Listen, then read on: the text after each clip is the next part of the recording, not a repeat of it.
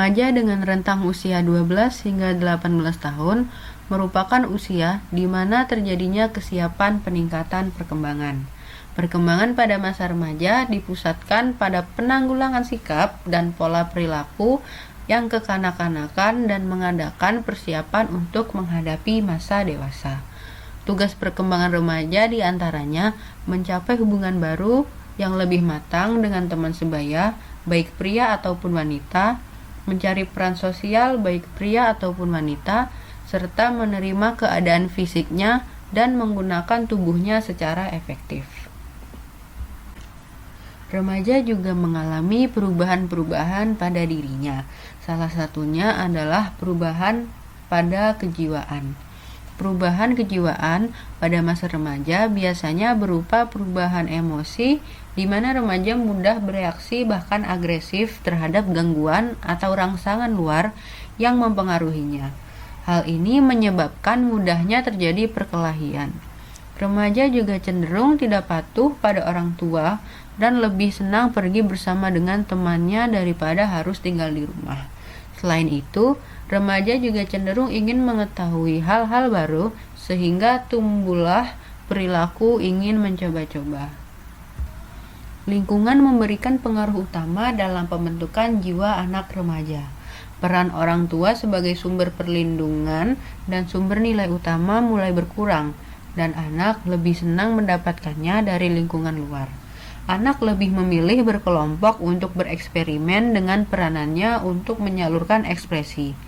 Anak akan cenderung memilih orang dewasa yang lebih penting untuk mereka jadikan sebagai bantuan di saat yang kritis. Konflik yang dihadapi adalah perasaan menemukan dirinya sendiri versus kekaburan peran.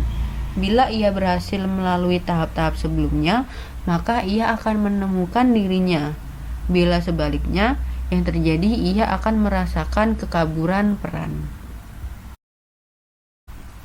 Di suatu hari, terdapat remaja berusia 16 tahun yang sedang kebingungan mengenai kelanjutan studinya pasca sekolah menengah atas yang ia telah lalui.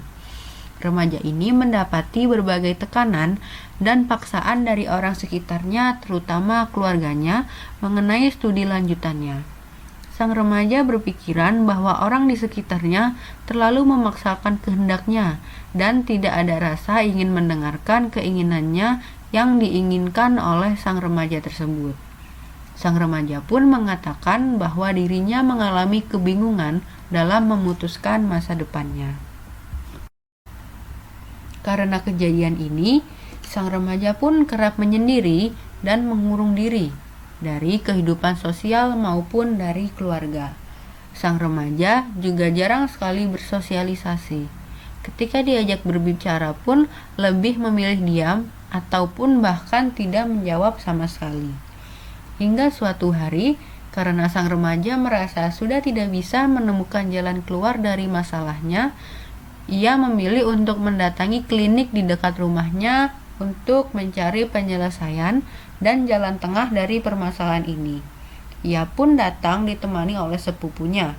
Ia takut jika harus mendatangi klinik bersama keluarga dekatnya.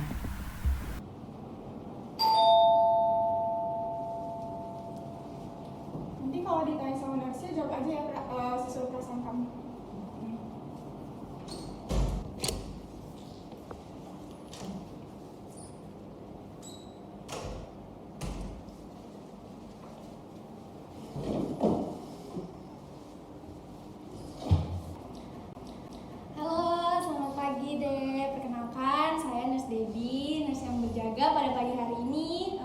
Pukul 7 sampai 12 siang nanti.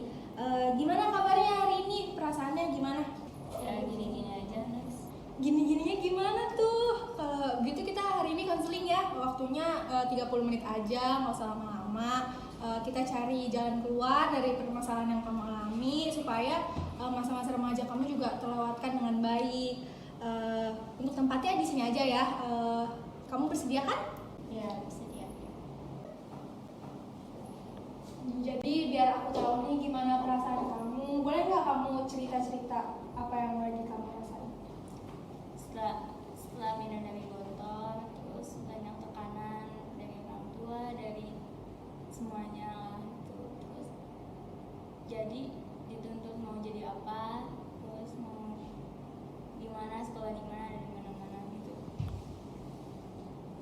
akhirnya pindah ke sekolah baru, cuma belajar 7 bulan. Terus dituntut juga mau kuliah di mana, dan ya dibanding-bandingin juga sama anak tetangga atau saudara yang lain pada kuliah, apalagi di tempat yang bagus, terus pada upload ribon, sedangkan aku sendiri masih bingung mau di mana, mau jadi apa gitu. Sekarang lagi nunggu hasil dapat di mana, cuman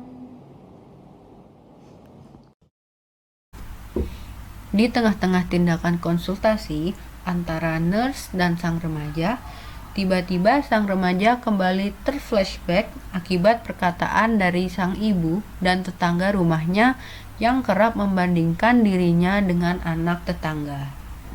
Gimana? Nih, anak saya kan mau kuliah nih. Oh iya. Jadi beli barang-barang nih. Emang kamu kuliah di mana? Jurusan apa? dokteran Bu. Wah, keren banget, pinter banget deh dokter. Oh iya, kemarin anak Bu Bila bukannya juga daftar kuliah ya? Udah keterima di mana? Iya, lagi nunggu pengumuman kelulusan sih, tapi belum ini. Nanti kalau ada kabar baiknya mungkin dikabarin kali ya. Oh, belum. Perasaan kemarin saya lihat tuh kayak sibuk banget gak sih? Pulang malam, ya udah les sana sini gitu ya. Belum keterima. Nih, anak saya nggak les loh, nggak sampai malam, nggak pulang malam, bisa masuk ke dokteran?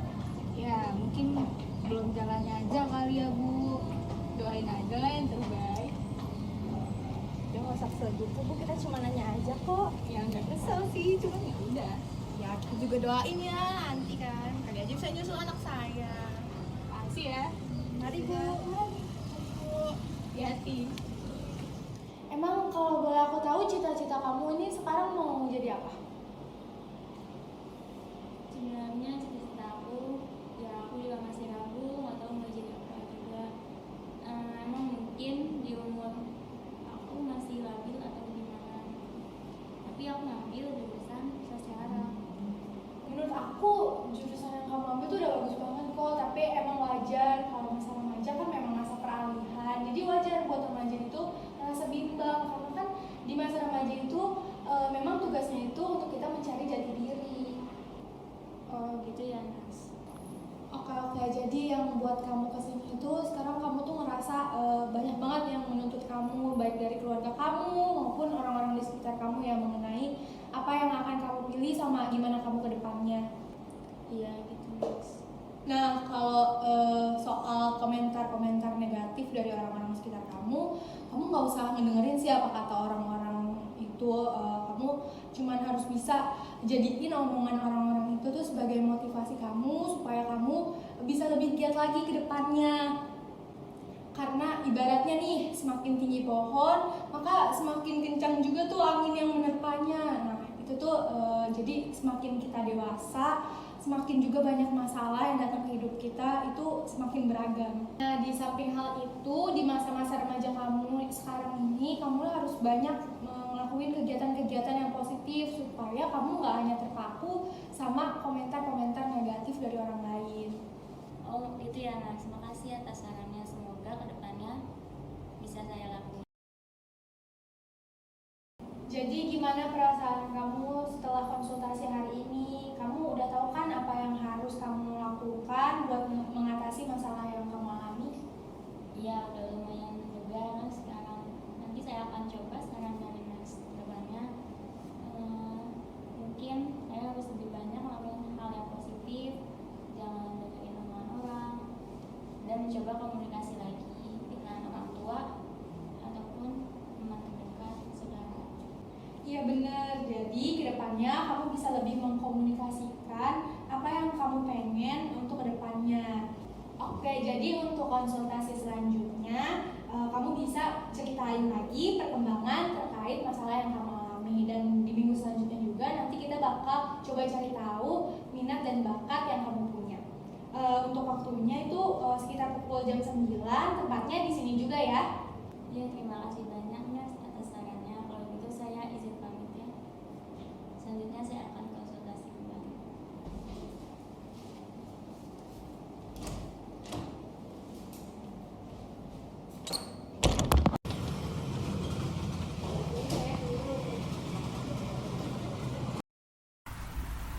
Setelah melakukan konsultasi, sang remaja pun merasa lebih lega dan lebih mengetahui bagaimana cara bertindak dalam menghadapi tekanan dari orang-orang di sekitarnya. Sang remaja pun berkeyakinan bahwa ia harus menjalani kehidupan tidak dari tekanan dan pilihan orang lain, melainkan sesuai dengan cita-cita dan keinginannya sendiri. Dan ketika ada orang yang memaksa atau menentang kehendaknya itu, maka harus dibicarakan secara baik-baik dan tidak menyakiti perasaan siapapun.